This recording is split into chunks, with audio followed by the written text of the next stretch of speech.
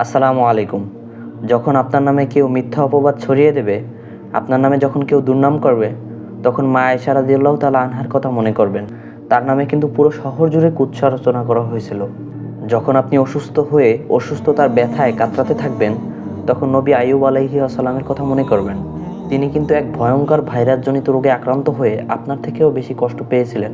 যখন আপনি নিজের আপন মানুষের দ্বারা, নিজের রক্তের মানুষের দ্বারা কষ্ট পাবেন, তখন একবার নবী ইউসুফ আলাইহিস সালামের কথা ভাববেন। তিনি কিভাবে নিজের ভাইদের দ্বারাই প্রতারিত হয়েছিলেন।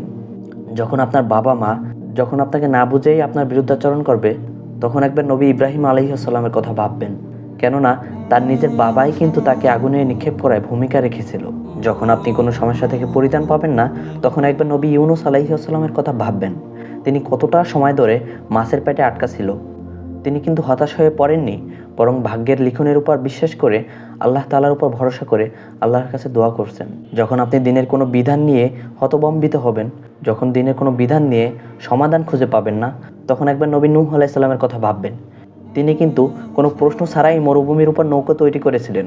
তাকে নিয়ে কিন্তু হাসাহাসি করা হয়েছিল, তাকে সবাই পাগল ভাবছিল।